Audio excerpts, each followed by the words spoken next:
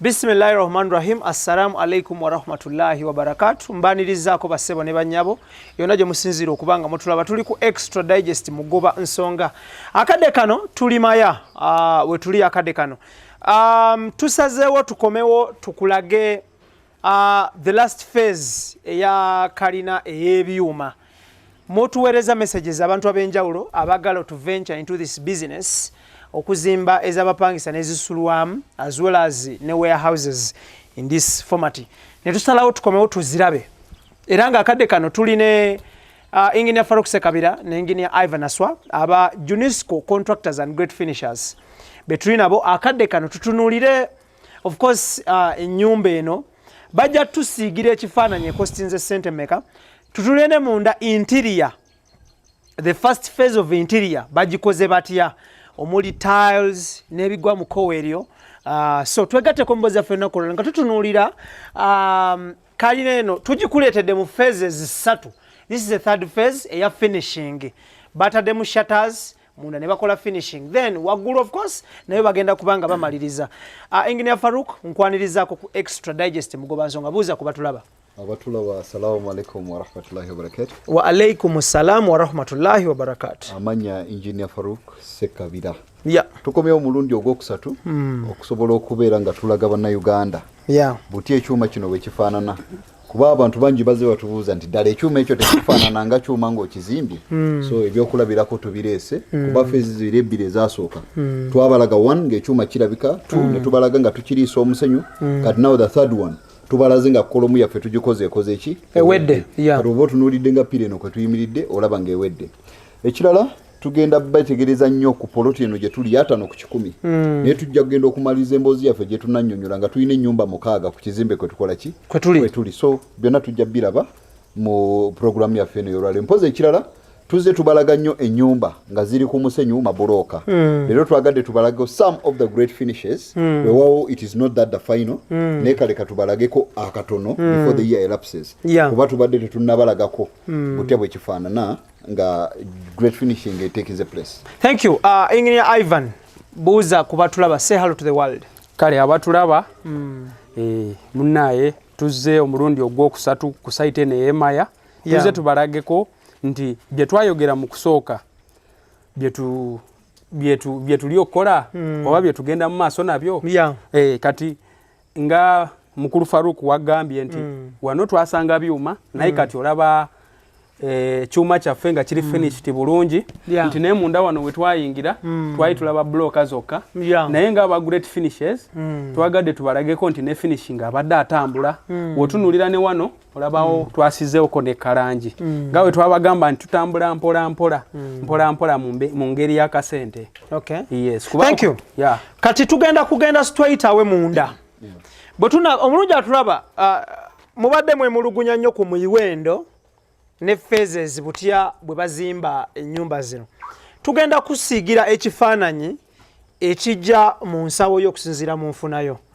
Tuyina bannaggwedda asobola okuzimba kalina neggwera mu miliyoni 4.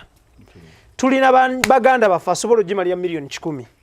So kisinziira ku miwendo egy'enjawulo. Tulina naawe atalina kiroto kizimba kalina naye nga oyagala ozimba ennyumba ey'obuvunaanyizibwa. Last week or 2 weeks back twakulaga butya bw'oyinza okuzannya ne plot etaweza 10 ku 10 oba 10 ku 5. Ne tukulaga butya bw'oyinza ozannya nayo n'ovaamu nayo n'ennyumba. Era ennyumba eyo tujja gikulaga ng'ewedde. Ogirabe nga buli kimu kiwedde. So wano we tuli olwaleero plot eno eri 10 ku 5 naye nga erimu ennyumba 6. Yes please. Tezinaba kuggwa naye plani yaffe egenda kubeerako 6 apartments. Thank you. So tusooka tuyingire wano munda. Ekitukomezaawo twagala kulaba finishing, tutemeteme n'emiwendo. Luno oluggi lwe bayita batya? Tutandike na luggi luno in fact. Okay. Kati luno oluggi tuluyita sliding door. Yeah. Usually tulukola futi 6, 7, 8. Naye luno oluggi luli ku futi 7. Yes. Kati luno oluggi lutandikira mu miliyoni 2.5 paka ku miliyoni 4. Kisinzirira ekyoyagala ne material gw'oyagala. Oyinza okwagala olwa aluminium, oyinza okwagala olw'ekyuma. Yes please. Okay. In terms of security, in terms of beauty, Yes please. Omuntu yenna ali yatulaba. It is beautiful. Yes please. Tuwe aspect ya security ku luggi luno. Kati aspect ya security eri nti bwe tumala oluteekawo bwe tuti these are glasses. Yeah. Neno sliding ene slidinga nayo glass. Kati munda muyo tuyina kye bayita bagala proofing. Bagala proofing yeno nti omuntu noaba amenye glasses zino tagenda kusobola ku accessing eri munda. Reason being nti tuyina bagala proofing eno. Okay. Yongera otunnyonnyole butya bagala proofing eggala etya n'ekyebweru kiggala kitya. Okay. So omulungi atulaba tutunuulira party yaffe eno tukomyewo tutunuulire beauty, tukomyewo tutunuulire finishing. Era nga finishing eno entails a lot. So tusazeewo tutunuulire eddirisa oluggi luno lweggula lutya lweggala lutya. Era in terms of security kibeera kitya. So tutunule luggala lutya Engineer Ivan oluggi olwo. Kati luno oluggi lwaffe this is our frame. Kati mu frame yaffe eyo mulimu sliding doors za mirundi ebiri. Eno yesooka eno gyenzigalawo eno. Eno yeyebweru. Kati oba olugadde olubeera bwe lutyo. Kakati bw'oba olusibawo tuyina kye tuyita union lock. Union lock yeno. Oh. Yes. Okay. So wano oteeka ekisumuluzo n'oluggula bulungi. Yeah. Yes. Kati eno paati bw'oba ogigudde ogenda kusanga kabagala proofing kaffe kano. Kati kabagala proofing kaffe kano in fact kekasinga otuwa security.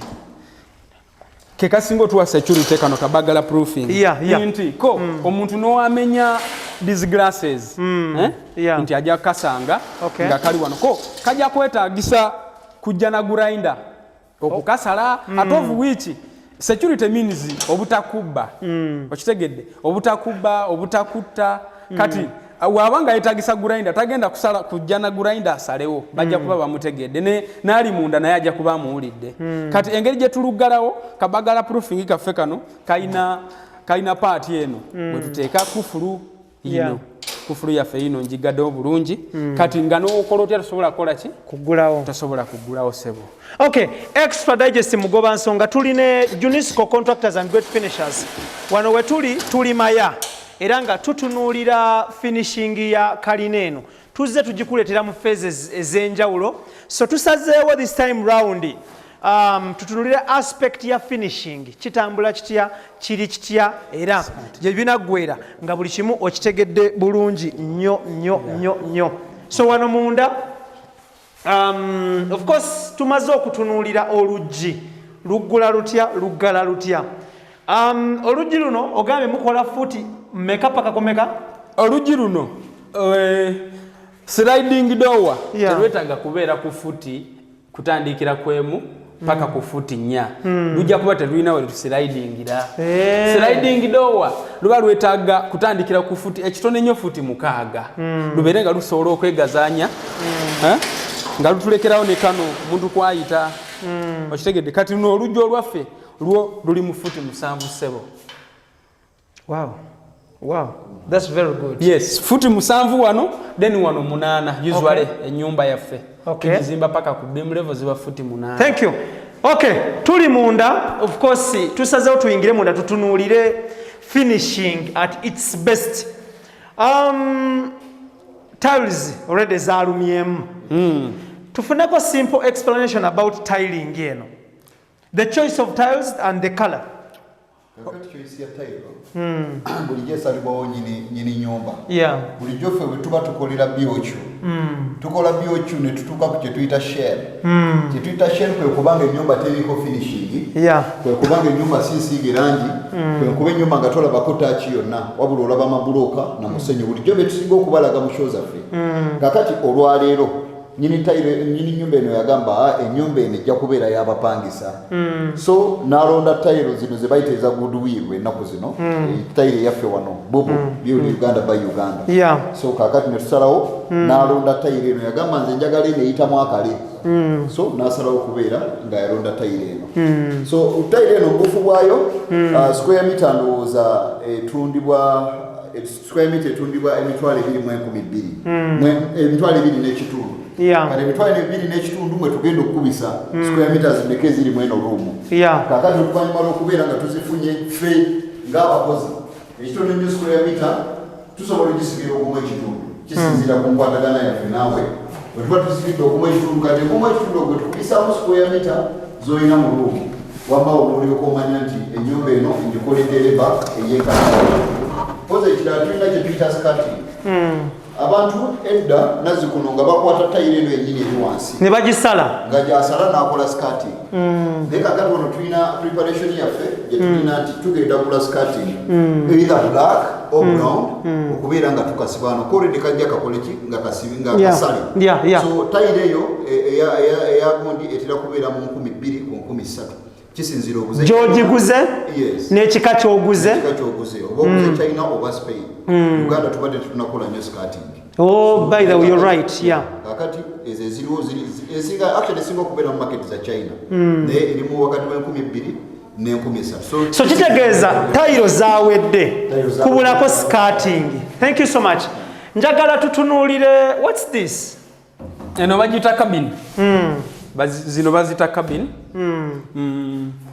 eno ye cabin yaffe waliwo ne worktop waliwo worktop zemulaba ebisinga abamu bazimba mu matafaali naye kati eno worktop eno yaffe tusazeewo omugagga yagambye akasente kange mwekali n'atugamba nze njagala ya wood kati yene ya wood then kuneno waggulu ajja kuteekamu ajja kuteekako mabo then ateekewo ne ka hand wash side then wanateekeo ne ka sink so amakulu this is a main kitchen kino kiyungu so ejiro lya fridge lino then wanajja kujja ba preparing twaliso space ya fridge so byonna byonna bigwera wantu banga twogera ku kiyungu so enembera yo gamba nti oze mu nyumba bwetyo opangisiza olesente wetise kawada eyo wanatwagala kubeera nga tujijjawo in a modern society abantu bakiyitikanyo kawada so buli kimu ogenda kisanga mu nyumba bweti. Thank you.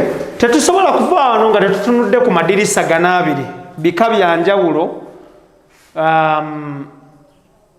Why this one kati usually windows the function of a window in a house is to give enough light in the house twayagala ene nyumba ebeere enough light nti oluggi lwaffe wali lunene luno lutono kati ene dinisa twanditaddewo emu wakati wano nene tugamba the light in the building will be limited ne tusalawo ne tugamba katekeo dinisa 2 kati ene dinisa yo neneko kweno ene dinisa tujiyita slit window usually kabera futi mukaaga ku futi mukaaga wano futi 2 ku futi mukaaga woboka tunulide bulungi ndoza kainde same mode of the door kuba tetwayagala tubere n'enjawulo y'amaanyi nti bagala proofing ya kadinisa kaffe it is the same as the bagala proofing ku mulyango kati ekya pricing kati kano akadinisa nga kano katandikira mu 35,000 ku 5,000 depending gyokaguze ne material gwakozeseza kikulu nnyo ne design kikulu nnyo ne design. Thank you. Siringi eno Engineer Faruku oyina kyo kyayongerako bayawedde siringi eno yawedde because afeza sembayo twabalaga wano mainly wakati wano natulinawo kyuma oyina ekyuma nga kisala nga kiriko obutimba naye kakati twakisaddeko finishing twamaze okiteekako konisi so kati konisi ezaffe ezo zitambula mu nsonda so kakati oluvannyuma lwa konisi tugenda kawalangi esaanidde then oluvannyuma lwa kawalangi eyo so the touch will be done. Thank you. Tulina Junisco contractors and great finishers. Tulimaya tutunulira enzimbe y'ebyuma ennyumba ng'ewedde era wano we tuli tutunulira phase esemberayo ddala ya finishing wano munda we tuli. Aba Roast Coffee Academy batendeka ba baristas abaka basangibwa ku Alwada Mola Airport Road ya Abu Dhabi bekwata ate nga ne Kampala baguddewo tabi enaja nankumbi ku Stella wujjo kubanga obasanga buli kimu kitambule bulungi ate nga yo Sun Cargo Shipping Company ku Arua Park esabaza mali y'abasuubuzi okuva China paka Mombasa munaku 18 zokka. Thank you. Tudawa kakati ennyumba eno luli twabagamba nti ine ebisenge bibiri ebisubwamu owawa abantu tebabiraba ebyawo kubanga ennyumba yali ekyalibesi naye kana lisi tulina engeri gye tuimprovinzeeko tusobola okalaga ku bisenge. So what we have here eno ye master bedroom kyekisenge kya taata ne maama kyekino kye tulimu. So ekisenge kino kitonotono naye nga kimala kisenge kino kitonotono naye nga kimala nti omuntu agenda kubeera mu kisenge kino olwokubanga twali twagala ku security yaffe netumale ennyumba eno ojja kusanga ng'ekisenge tekiri self-contained ng'ekinabiro tulina kimu nga bwe tunaabalaga nti omuntu bw'ava mu kino ekisenge agenda wali mu kinabiro n'abalala banaasula mu kini geswing naye abajagenda bakozesa ekinabiro kiri. So tulina ekinabiro kimu mu nnyumba eno lwaki consumption ya space n'okusinziira ku idea nyini site kyeyali ayagala. Thank you. So kino kye kimu ku bisenge era ye master bedroom. Abantu babatera okwebuuza why the technique of changing colors kubanga ebiseera ebisinga abantu basingaga kikala kimu nasinga kimulimu nekigenda naye kinyuma nnyo bulijjo wabiyanensi yemunye okubeera nga olaba kale eno wano ate olala ogenda nolaba ku kale endala okusinga okubeera ng'osize kale emu ng'eyeddwaliro nti olaba enjeru wano ogende ng'olaba enjeru ewalala. So kyokulaba tulina kino kyekisenge ekyokubiri. So kati tusubirawo ka wardrobe kabiri tebannaba kubeera nga basetinga naye nga space yako ye. So wano mugenda kukolerawo wardrobe ka wardrobe kabiri wano. Okay, kale kyekirala eno washroom. Yes, kati eno eno universal washroom. Nga tugambye nti nanyini mutayina mu kinabiro fena tujja kuba tukozesa kino. Thank you. Yes, njagala tunnyonnyolwe ku myango gino. Omwango guno tuguyita gwa mwenda. Emyango wegi tukitera kutambula nnyo ku kalina lwansonga nti bulijjo buloka yayo tukiika nkiike nebeera nga ya mwenda. So gubeera mugazi bwe guti. Omwango guno kisinziira muti kimu ogukoze either mahogany oba emiti gino egyaffe emiganda guyite omugavu guyite emiti egyo emiganda seera ebisinga giwanika nnyo emiwendo. So kati omwango gwaffe guno tugusuubira okubeera nguli wakati w'emitwalo 45 n'okwambuka waggulu. So ebiseera ebisinga nazze kuno nga omuntu bw'aba akoze omwango agukola nga gukoma wano nga teguliiko kano ka vent oba ke tuyita arch. Naye vent eno eyambako okubeera nga tufuna aeration munda ate n'okubeera nga tucreatinga akalight munda era still. So kakati wano tusuubira tugenda kuteekawo glass yaffe. So lwoteekawo glass ennyumba ebeera ne light emala nti light eri mu ddiro esobola okuddukako mu kisenge. Engineer Faruku, lwaki ensangi zino twettanidde nnyo emyango emigazi compared ku myango gye twakulirako nga tulaba bwe giti? Omwango guno omugazi naye oba ogutunuulidde beauty yaago erina engeri gyekwata. So for beauty omwango guno omugazi ensi eno egenda ekyuka mu bintu bingi kuba kakati ennaku zino nnyumba tezikyalina bumooli wabula okukola eddirisa booti ogenda oba nga bataddeko buki nga bataddeko louvers so nga zikola ng'obumooli. Kakati oba otunuddemu kati amadirisa gali ge bakunyonnyodde era aga slit windows era kati nago gagenda gadominating osanga omuntu ng'agenza ataddeko slit windows. Lwaki? They are cheap ate nga bwina engeri nabwo gye busika beauty. So for beauty omwango guno kabaka. Thank you. Okay, tuli ku extra digest mugoba nsonga aba Junisco musangibwa ku kizimbe ky'amakanga. Tusangibwa ku kizimbe ky'amakanga o level ya 2. Njala tutunulira shade eno in this aspect. Wano waliwo empagi, waliwo kyuma, ne wano waliwo ekyuma nga kidduka kidda wano, ne wali kidduka kidda wali, ne waliwo ekyuma. Njagala otusigire ekifaananyi ku byuma bino. Biri millimeters mmeka, ziri fuuti mmeka, biri roughly mu sente nga mmeka ebyuma bino. Okay. Kati ekyuma ebyuma byonna bwe tukola designs mu kuzimba tusinzirira ennyumba eyekalina agenda kwetika ennyumba meka. Kakati otunulira ennyumba yaffe eno yetiisa ennyumba 2. Ku nyumba 2 tugenda kwongerako ne roof. Ekitegeeza obuzito bujja kuba bungi obugenda okubeera ku nyumba eno eya wansi. So ideally our structural engineer yatugamba ene nyumba tukozese ekyuma kye tuyita 100 by 100 6 mm obunene bwakyo thickness. Kakati ekyo ekyuma mu buwanvu bwakyo kiri mu futi 20. Yes please. Naye ekyuma ekyo tekitegeeza nti ogenda kisimba busimbi kuvaano paka eri nedda. Ekyuma ekyo era engeri gye twanyonyolamu nti ekyuma okisala n'okyambaza nga bakola emitayimbwa nti tosobola gusimba busimbi ne gutuuka eri. Naye wabula waliwo otuuka n'ogusala, waliwo otuuka n'ogujoininga. Yes. Kakati n'ekyomuwendo ekyo ekyuma ekya 6 mm kiri wakati wa mitwalo 42 paka ku mitwalo nga 5. Kisinzirira wokiguze. Yes please. Kuba omuntu ayinza okigula embalala ne bamugamba emitwalo 6. Kiba ideally kiba kituufu kubanga tosobola kujja kukisuubula mu roofing oba anywhere n'okitwala embalala then ate owembara naye akikuguleko ku beeyi emu nga nawe waguze mu kibuga. Okay. Yes please. Thank you. Njagala still about the shade otunyonyodde mulimu ekyuma. Yes. Not so? Yes please. Wano waliwo ki? Eno empagi ki ekigirimu? Kati eno ideally ekyuma kyaffe kirala kiri wano. Yeah. Kati ekyuma kyaffe kino bwe tukisimba tukiteekako akatimba ak'engalama usually bakamanyi mu ngeri eyo abatali nnyo mu by'okuzimba tukyambaza akatimba ne tutandika okikubako omusenyu paka we kiwera ne kyenkana wano. Then ku kyuma ekyo kyennyini twazimbako bloka okutuwa ka design kaffe kano.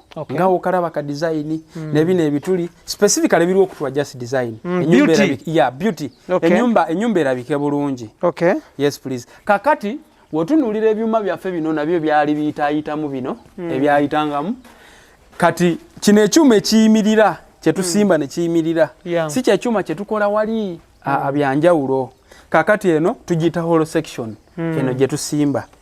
Kakati kino gye tutuuzaako etuwa sirabu supporting sirabu wali eyo tugiyita I-beam. I-beam yaffe eyo nazo ziri mu sizes.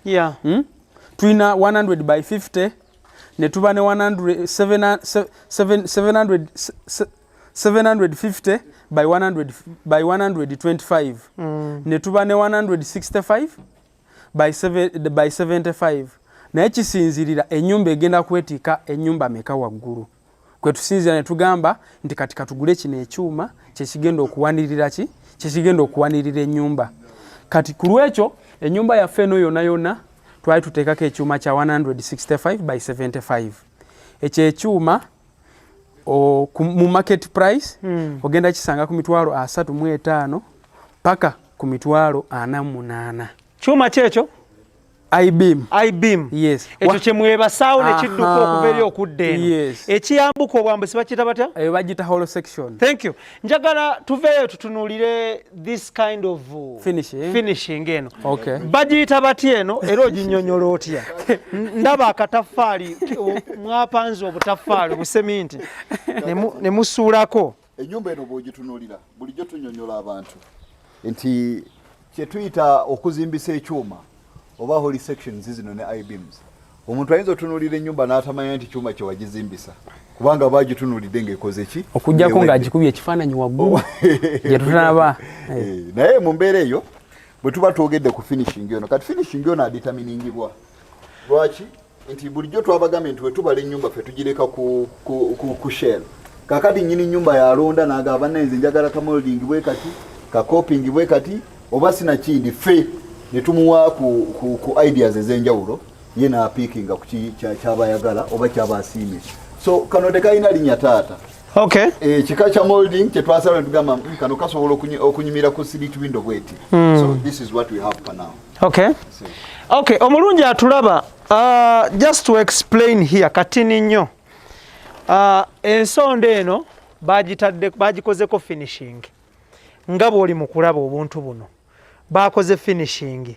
Naye nga wano initially muno mu nsonda mulimu ekyuma. Yes please. Okakasa otya nti bw'ogigoba bw'oti ng'owa kamera bw'agenda ogigoba nga bw'etambula. Jaggukira waggulu eri ku mwaliiro ogusooka n'oguddako ogwokubiri gwe bali mu kuteekayo. You can see ekyuma n'akatimba k'engalama ke bambazizzaako. Obwedda kye bannyonnyola. So y'ensonda eno. Wali waggulu nga bw'ogiraba awo nga tennaggwa. bali mugiriikiriza mataffaali musenyu seminti katimba wano wooli mukulaba essaawa eno wetuli kati essaawa eno wendi mukukwata wano bwe wati okukkirira bwoti wano ng'ewedde buli kimu kiwedde si bwe kiri tuddawa tuddeko eno ku nyumba eyokubiri kuba twabagambye nti ennyumba eno erina feesi bbiri teinene emabega gye tubadde ate erina n'obuufu buno buli mulyango mulala oba maka ga muntu mulala so ate ne gano nago nago era maka ga muntu mulala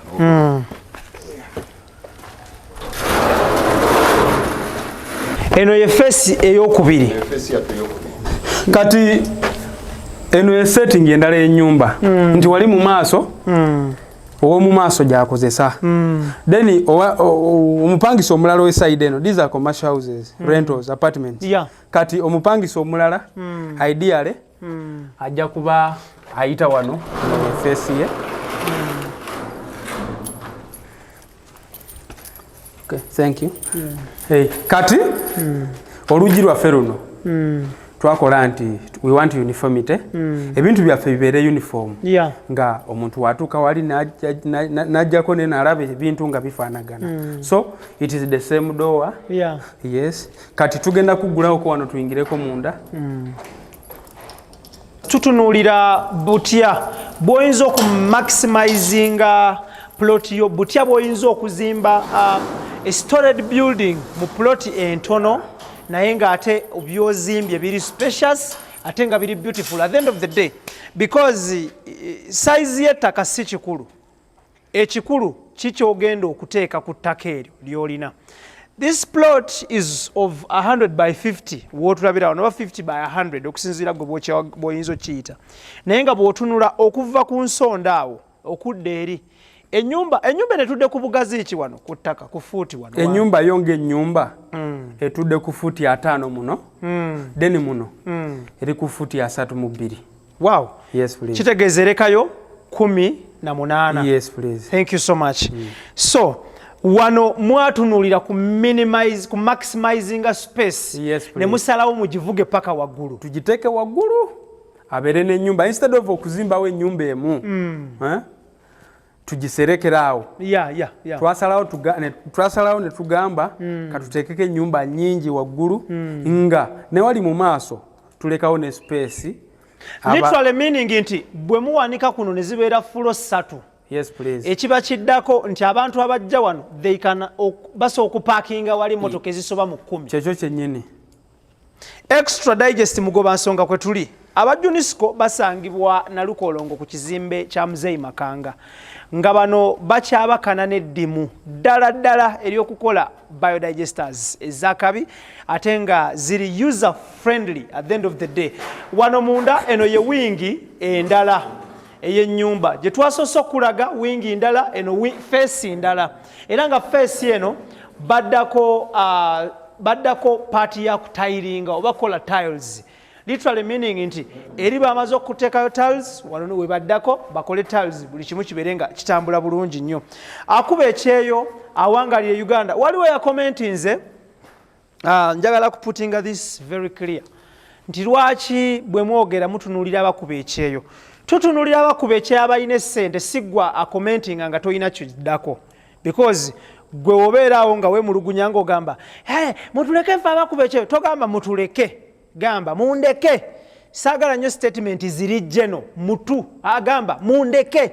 So tutunulira abakuba ekyeyo tutunulira n'abawangalira e Uganda tobeera ku kyeyo nolowooza nti batunulidde ggwe wekka naawe ali e Uganda tutunulira nti program zo zitunulidde ggwe wekka tutunulira oyo ayagala okusajjakuka ayagala okusajjakula ayagala okugatta kamu 2 3 biwere omuganda yeeyongereyo.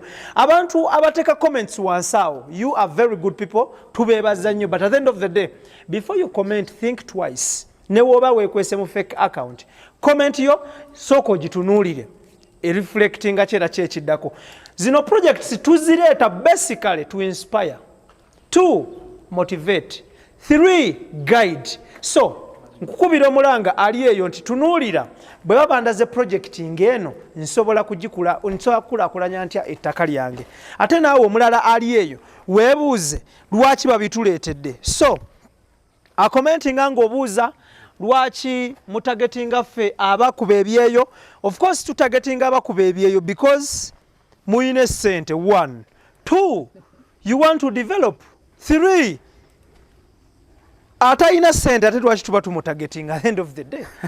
So ya commenting ngagamba ffe abakuba ebyeyo mutuleke. Nedda, tujja kugamba abo abagala okulaakulana.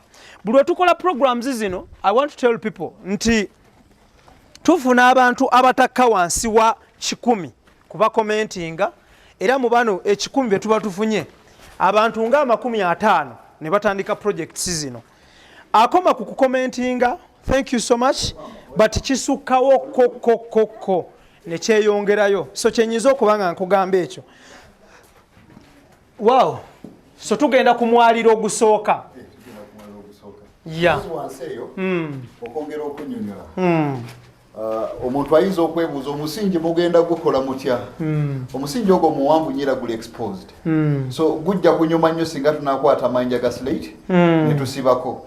So ennyumba eno yonna okugyetuluuza n'okubeera ng'eyongera okubeera ng'ebeera farm n'okusika bite yaayo. So omusingi gwonna nga bwe bagulaba tugenda kubeera nga tugusiba slates. Thank you. Okay, kale tweyanze nnyo tweyanzeege.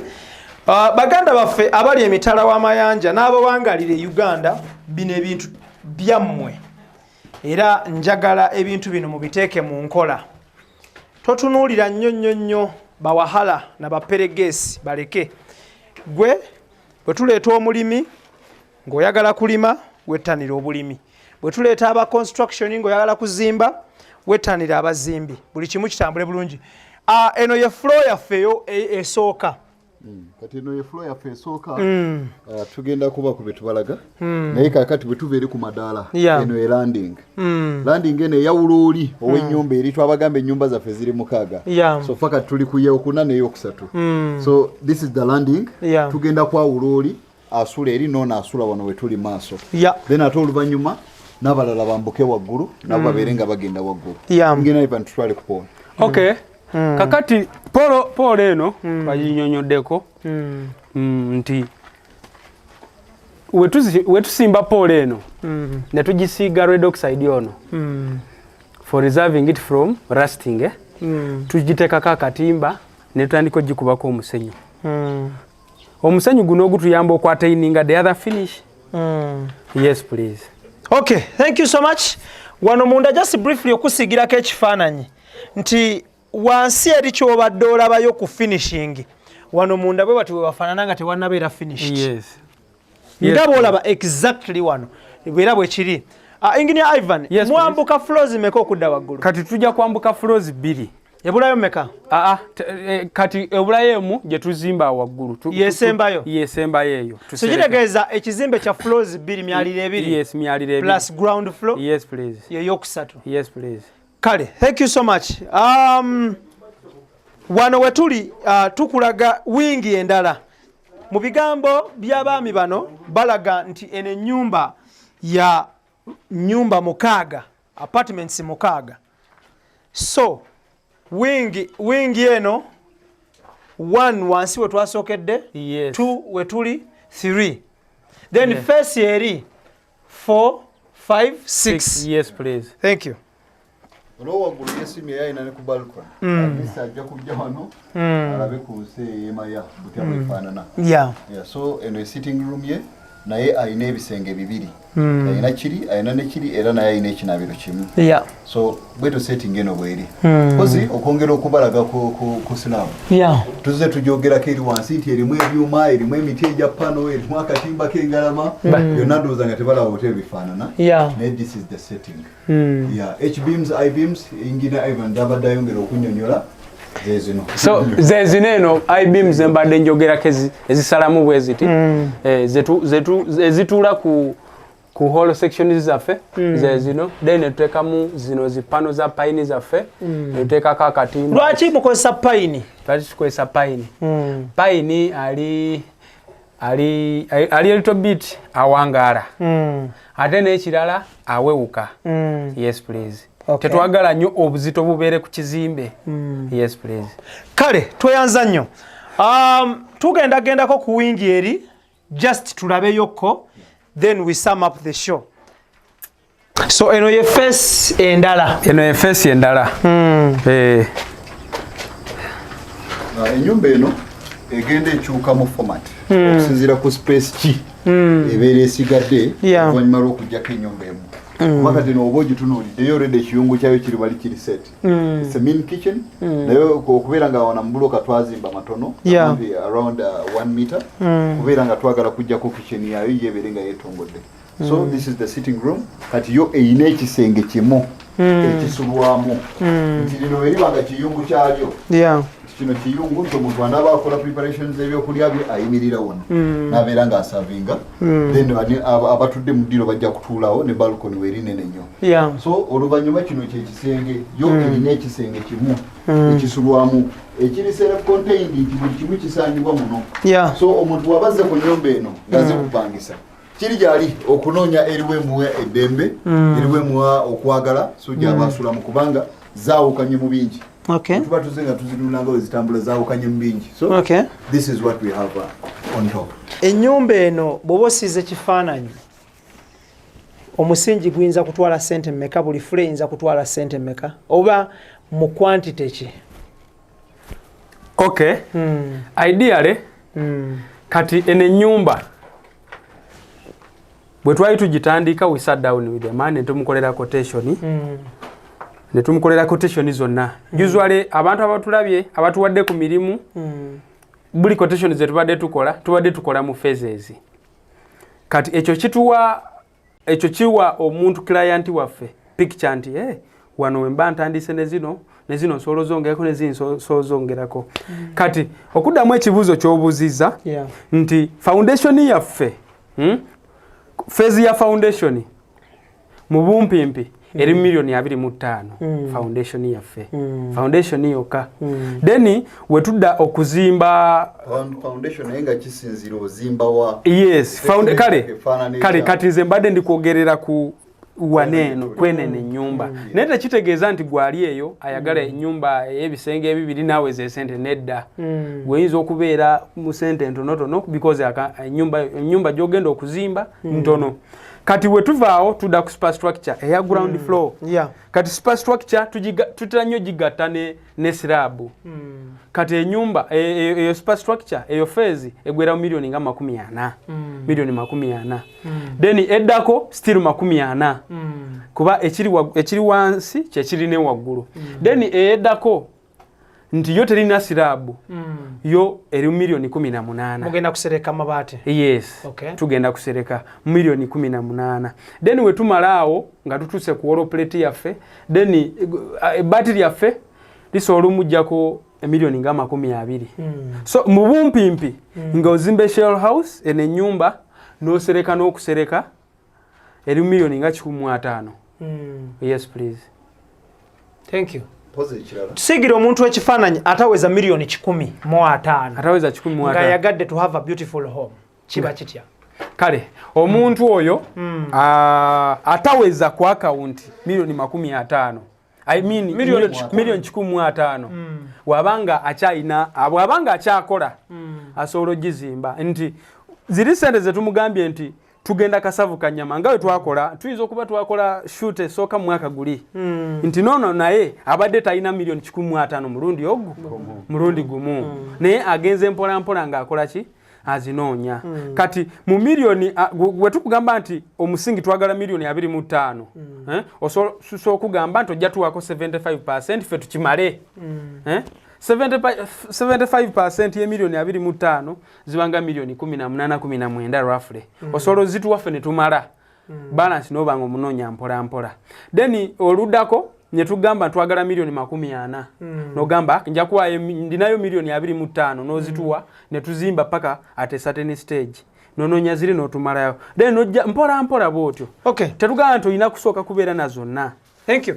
Njagala tutunuulire entabula y'omusenyu ne seminti n'empanga y'amataffaali.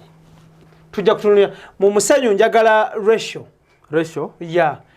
Nga tuzimba ekizimbe bwe kiti. Seminti bungi ki mu ggaali mmeka ez'omusenyu. Kati usually ene bloka yaffe ogitunula obulungi kino ekisenge kya mwenda we call it header bond mu lulimi oluzimbi naye bwatamanya yo kiyita kya mwenda kakati kino ekisenge kiba kyetaaga sementi nga mugumu nga ali rich kati tutulakozesa ratio ya 1:4 yeri wajinyonyole mu bumpi 1:4 kitegeeza bag emu eya cement tugenda teeka mu wheelbarrow 4 ez'omusenyu. Yes please. Okay. Yeah. Okay, kale, thank you so much.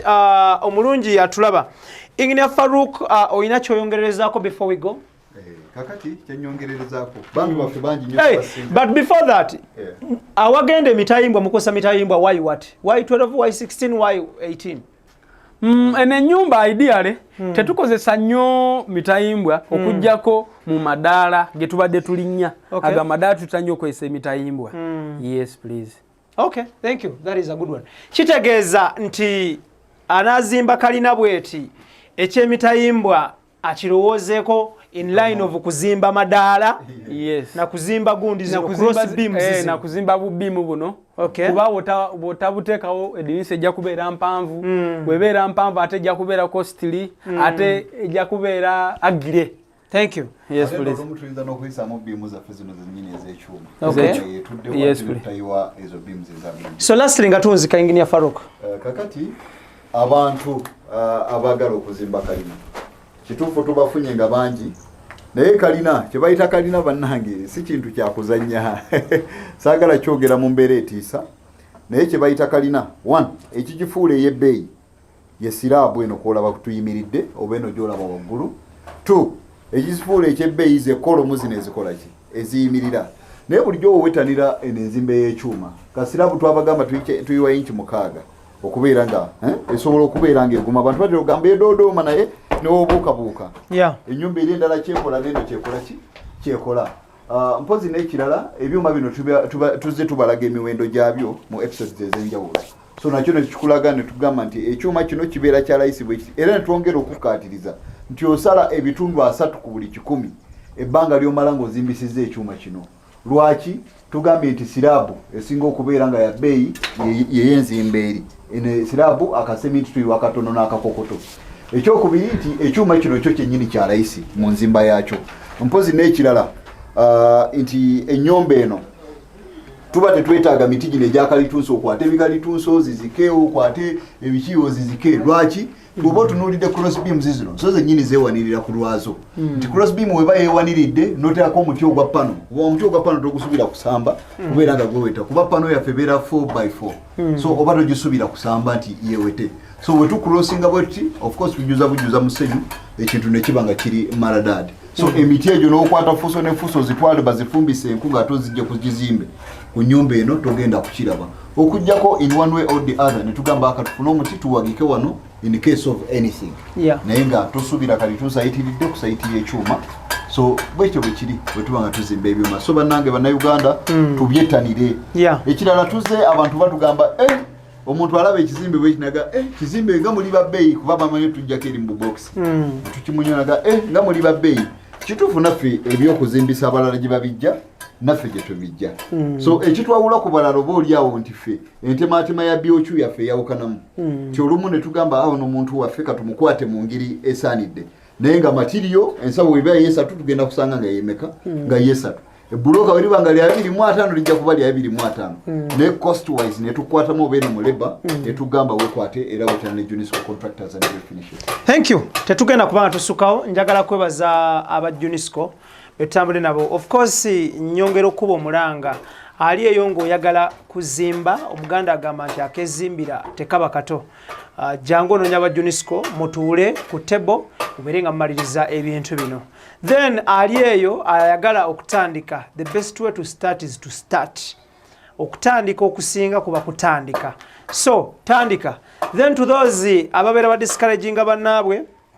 of course omuganda agamba teri alumirirwa nga talina kigendererwa mubawulirize naye musengejje mbe babeera babagamba tolinda sente kuweza milioni 10 okutandika project yonna nana ayagala oba kugula ttaka kasaba beera nga osobola okufuna ettaka lye balitunda nga batunda kibanja mpola ng'osasula mu installments purchase that land provided okoze land search eri thorough to certify nti ettaka eryo togula mpewo. Nkukubiriza onoonye ekyo kinajja mu nsawo yo ne mu nfunayo.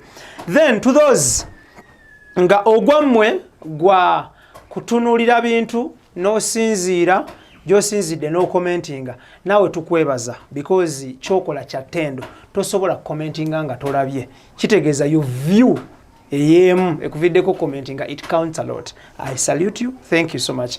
IBRAH Mukasa gemanya gange mbagaliza birungi byerere. Thank you so much. Almeridian Ventures Limited batwala abantu kuba ekyeyekata basangibwa ntindaawo atenga. Thank you so much Roast Coffee Academy. Thank you so much Sun Cargo Shipping Company. Tubadde ne Junisco Contractors basangibwa ku kizimbe kya Makanga. Mubere bulungi mweraba.